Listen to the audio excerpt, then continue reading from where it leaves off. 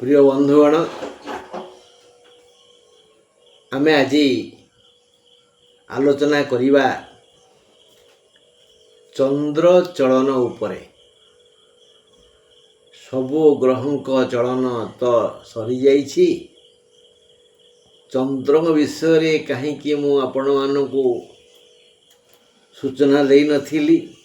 କାରଣ ଚନ୍ଦ୍ର ଏକମାତ୍ର ଗ୍ରହ ଯିଏ ଚିରଚଞ୍ଚଳ।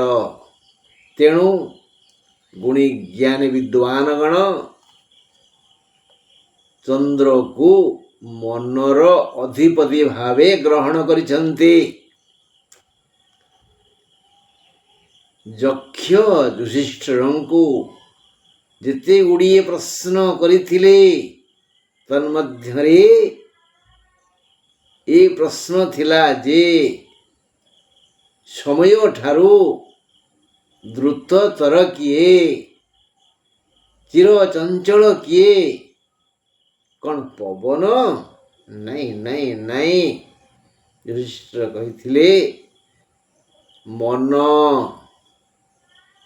ମନ ସବୁଠାରୁ ଚଞ୍ଚଳ। କବି ଲେଖିଲେ, ଏହି ମନ ବୃନ୍ଦାବନ, ଏହି ମନ କାଶୀ, ଏହି ମନ ବଦ୍ରୀନାଥ, ପୁରୀ ବାରଣାସୀ। ଆଉ କ'ଣ ଲେଖା ଅଛି?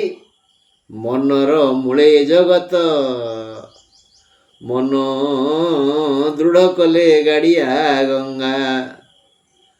ଏଇ ମନ ଚିରଚଞ୍ଚଳ। ଚନ୍ଦ୍ର କିଛି ନିୟମ ପାଳନ କରିନାହାନ୍ତି। ସେ କେଉଁ ନକ୍ଷତ୍ରକୁ କେତେ ସମୟ ଉପଭୋଗ କରିବେ ସେ କଥା କେବଳ ସେ ହିଁ ଜାଣନ୍ତି। ଏଣୁ ଗୋଟିଏ ଭାବନା ରାଜ୍ୟରେ ମୁଁ କାଲି ବୁଲୁ ବୁଲୁ ନିଷ୍ପତ୍ତି ନେଲି, ମୋର ଭାଇ ବନ୍ଧୁ କୁଟୁମ୍ବମାନଙ୍କୁ, ମୋର ଶ୍ରୋତା ବନ୍ଧୁମାନଙ୍କୁ ଏହି ଚନ୍ଦ୍ର ଚଳନ ଉପରେ କିଛି କହିବି। ଏଣୁ ବନ୍ଧୁ, ଆଜିଠାରୁ ଶନିବାର ଠାରୁ ଶୁକ୍ରବାର ପର୍ଯ୍ୟନ୍ତ, ପୁଣି ଶନିବାର ଠାରୁ ଶୁକ୍ରବାର ପର୍ଯ୍ୟନ୍ତ, ଅର୍ଥାତ୍ 4 ସପ୍ତାହରେ ଯେଉଁ ଯେଉଁ ସମୟ ଘଟିବ ଚନ୍ଦ୍ର ଚଳନ ଦ୍ୱାରା, ତାକୁ ଆଲୋଚନା କରିବା। ଗୋଟେ ଅଛି ଘାତ ଚନ୍ଦ୍ର, ମାନେ ସେଥିରେ ମନକୁ ଆଘାତ ହୁଏ, ଅପମାନ ମିଳେ। ଚନ୍ଦ୍ର ଯାହା ଜାତକରେ ନିଚରେ ଥାନ୍ତି, ସେ ଏକ ପ୍ରକାର ଏକଜିଦିଆ, ଯାହା ବୁଝିଥାନ୍ତି ତାହା ସେ ଅବଶ୍ୟ କରନ୍ତି। ସେ ପରିବାରରେ ସେ ସ୍ୱତନ୍ତ୍ର ବୋଲି ଜଣାପଡ଼ିଯାଆନ୍ତି। ହୁଏତ ଅତି ଉପରକୁ ଯାଆନ୍ତି, ନହେଲେ ଖାଲ ଗଡ଼ିଆରେ, ପଙ୍କ ଗାଡ଼ିଆରେ ଉକ୍ଟୁମ ହୁଅନ୍ତି। ଚନ୍ଦ୍ର ନିଚ ବିଛାରେ, ଏମାନେ ଶୃଙ୍ଖଳିତ। କିନ୍ତୁ ଚନ୍ଦ୍ର ଉଚ୍ଚ ହେଲେ ବୃଷରେ। ଏ ବିଷୟରେ ଗୁଡ଼ାଏ ପ୍ରଶଂସା କରାଯାଇଛି। ମୁଁ ଆପଣମାନଙ୍କୁ କହିଛି ବହୁତ ଥର, ବୃଷେ ଚାନ୍the ବିଦ୍ ବଖାନେ, ବିନା ପଢ଼ି ଆନେ ଅକ୍ଷର ଜାନେ, ପାଣିର ଭିତରେ ପାତଇ ଫାନ୍ଦ, ଅବଶ୍ୟ ଚଢ଼ଇ ହାତୀର କାନ୍ଦ। ହଁ ବନ୍ଧୁ, ଖନା ଯିଏକି ଅତ୍ୟନ୍ତ ଜ୍ଞାନୀ ଗୁଣିନୀ, ସେ କହିଦେଇଗଲେ ଚନ୍ଦ୍ର ବୃଷରେ ଥିଲେ ସେ ବିଦ୍ୱାନ ହୁଏ ବା ବିଦୁଷୀ ହୁଏ, ବୁଦ୍ଧିମତୀ ବା ବୁଦ୍ଧିମାନ ହୁଏ, ଧନୀ ହୁଏ।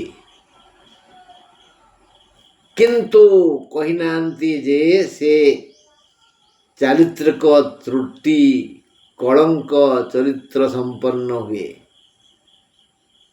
ଚନ୍ଦ୍ରର ଦୁର୍ଗୁଣ ଯେଉଁ ଗ୍ରହ ଉଚ୍ଚରେ ରହନ୍ତି ଜାତକ ଉପରେ ତାଙ୍କ ଦୁର୍ଗୁଣ ପଡ଼େ, ଯେଉଁ ଗ୍ରହ ନିଚରେ ରହନ୍ତି ଜାତକ ଉପରେ ତାଙ୍କର ସୁଗୁଣ ପଡ଼େ, ସୁପ୍ରଭାବ ପଡ଼େ।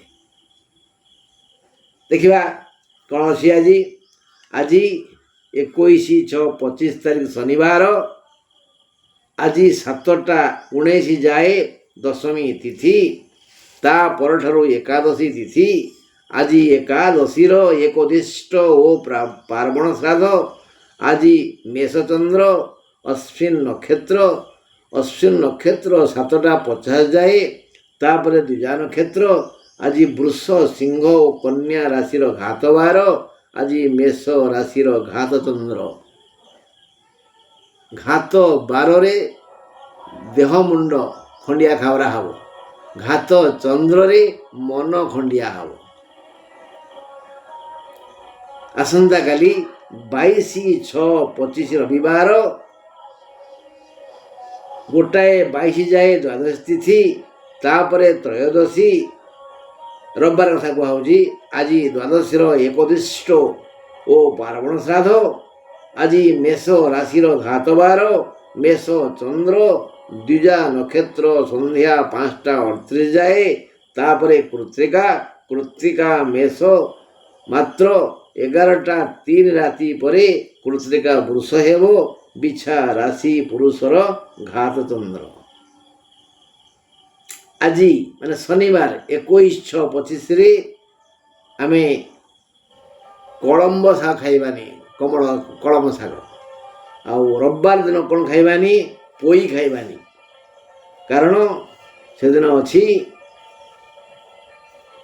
ତ୍ରୟୋଦଶୀ ଦ୍ୱାଦଶୀରେ।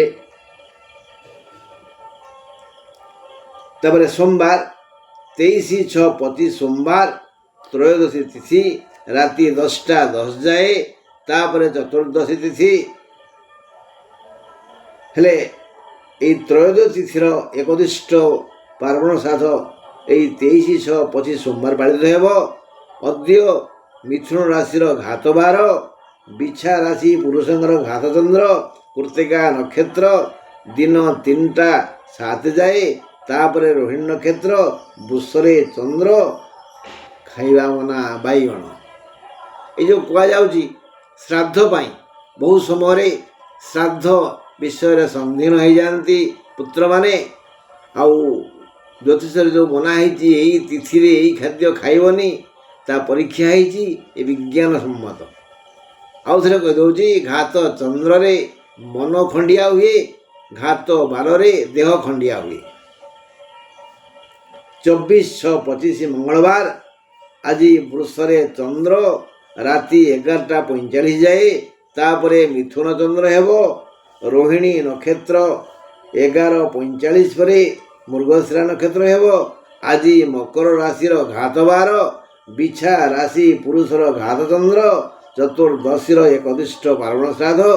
ଆଜି ବିରି ଖାଇବା ମନା, ମାନେ ଯେଉଁ ବରା ଡେଲି ଖିଆ ହେଉଛି, ଚକୁଳି ଖିଆ ହେଉଛି, ବିରି ଖାଇବା ମନା।